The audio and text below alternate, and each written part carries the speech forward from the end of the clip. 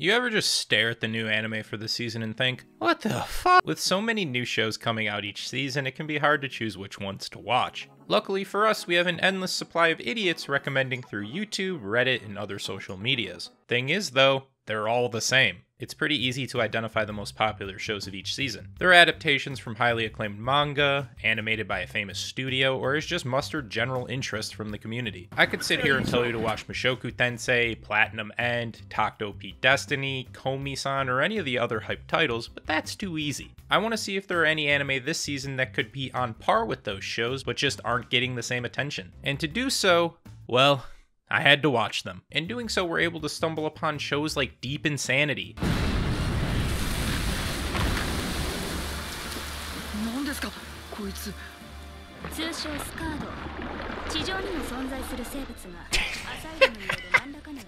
what the fuck?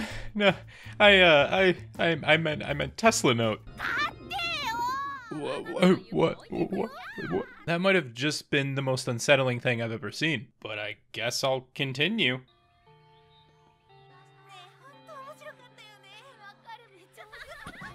This is gonna be harder than I thought. But amidst all of the popularity and all of the shit, we have some really solid shows. Since most of these animes only have about 3 to 5 episodes currently, I'm recommending based on what I've seen so far and where I think the show could go. Granted, I could be completely wrong and they could be utter shit, but I strongly believe that you shouldn't pass these over. Who knows, might find your new favorite show.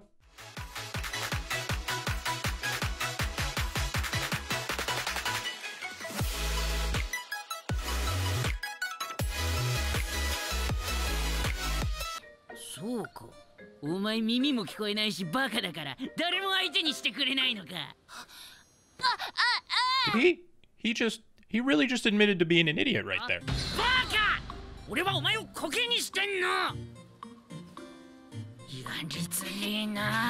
If I told you to go watch Ranking of Kings, your first thought might be, why the hell would I want to watch some kid show? That makes complete sense with the characters presented and its very fairy tale looking art style.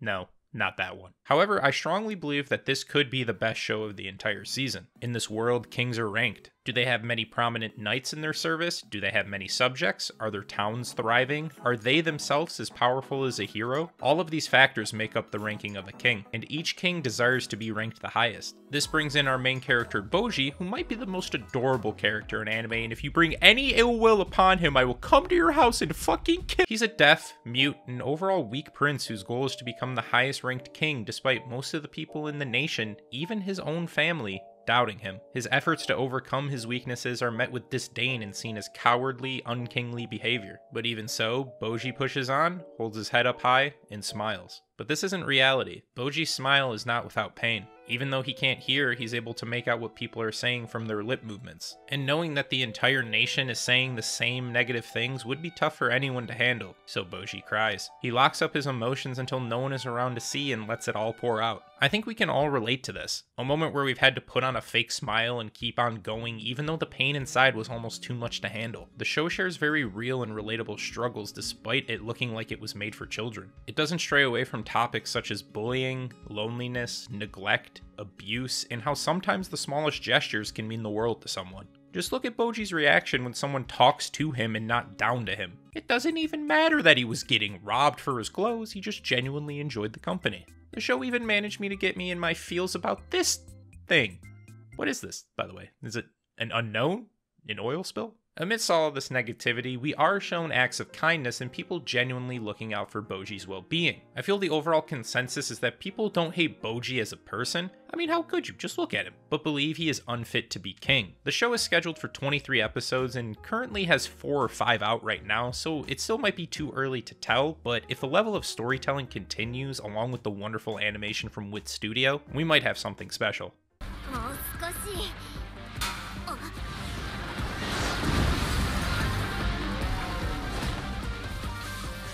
今度という今度は許しませんよ。お父さんは Yo! Pranked, baby!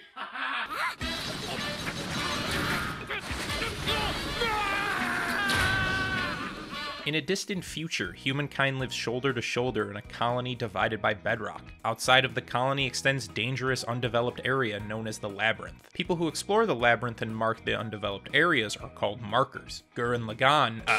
Sakugan tells the story of the father-daughter digging team of Gamabunta and Mimpu. Can I just quick side note, ask how these names were created? Gagumber and Memempu. They seem like the scrambled versions of the names and not the actual ones. But anyways, like I said, they currently work as a digging team gathering materials for the colony. Memempu is a genius kid who literally has already completed college at the age of 9. Okay, good for you. Flex on the fact that I barely finished at the age of 22. She has the dream of becoming a marker, but is met with heavy pushback from her father. Gagumber was a former marker and is currently a full-time lazy ass. He does know the dangers of being a marker though, like when a bunch of fucking Aggron like to fall from the sky and attack anything in sight. Eventually, Gerber Life gives in and decides to journey through the labyrinth with his daughter. When I first started Sakugan, I thought, it's a decent show, the CGI isn't the greatest, and I wasn't a huge fan of some characters, specifically Memempu. She's always talking about how smart she is and how she doesn't need any help despite being a kid, which is pretty annoying. It's then when I had the realization,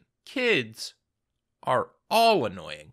Yeah, that's pretty true. That's true, and yeah, that's true. That's true. That's true. That's pretty true. That's the beauty of the show. It's very much a story of growth. We get to see Memempu realize that she is just a kid and doesn't need to do everything on her own, and we get to see Gagumber grow as both a father and a human being. It's a very wholesome and relatable relationship. Of course, they argue with each other all the time and get on each other's nerves, but you can tell they both care deeply about one another. It's one of the only shows I truly felt a part of, but that's because I'm constantly hearing my name in it.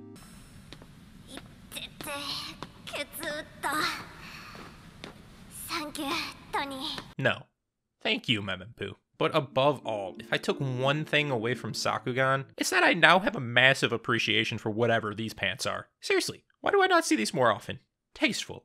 Very tasteful. So far, I have no idea where the show is going. So many different and random things have happened in the first 4 episodes. The colonies all seem very different, and there's a lot of mysteries to explore in the labyrinth, but it's been an enjoyable ride so far.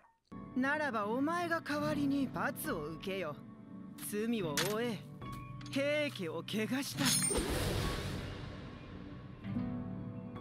音。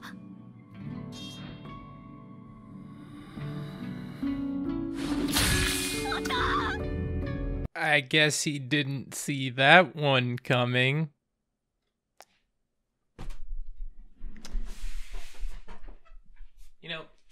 I'll go. This is definitely going to be my most off-the-wall pick of the video. I know you're probably jumping out of your seat at the thought of historical records and classic literature, but please, try to contain your excitement. The Heike story is based on the real-life struggle between the Taira clan and Minamoto clan for control of Japan at the end of the 12th century Genpei War. I don't know.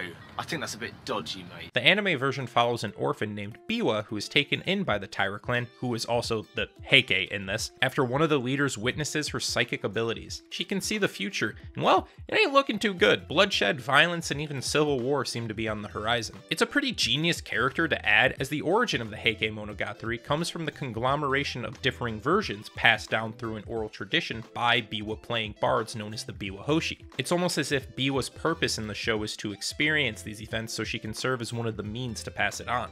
Now maybe the show sounds a bit more appealing now, especially with the mention of bloodshed and violence, but I'm here to tell you, that's not what it is. If you're expecting action to make you jump out of your seat, sit back down. This is a storytelling anime through and through. Well, at least it has been for the first 6 episodes. Of course, battles are mentioned and recounted, but there's way more emphasis on political strife and the struggle for power. Normally, this isn't a show I'd watch either, but great narration as well as wonderful traditional-esque art style from Science Saru, the same studio who's brought us shows like Keep Your Hands Off Eizouken and Devilman Crybaby, make for a truly beautiful experience. However, if you do decide to watch this, be prepared to be confused. The show mentions so many different people, a lot of which we haven't met, and that makes following the story at points very difficult. Doesn't help either that they all look pretty similar and have similar names. We got Shigemori, Kiyomori, Koremori, Munemori, Bill Mori, it can be a bit overwhelming at times. At first glance, the show doesn't seem like anything special, but if you give it a shot, I think you'll be surprised. If you're not interested in any of these shows, there were a few others that I thought were decent that you might enjoy. Fena Pirate Princess is about Fena, the pirate princess. Build Divide is a show about kids playing cards, and The Night Beyond the Tri-Cornered Window is just gay busters. Don't be afraid of the BL, it's a decent show. Fall 2021 is looking to be a really solid season for anime, and I can honestly see myself watching 5 to 10 different shows. There's obviously the heavy hitters, but if you look a bit deeper, you can find some truly magnificent anime.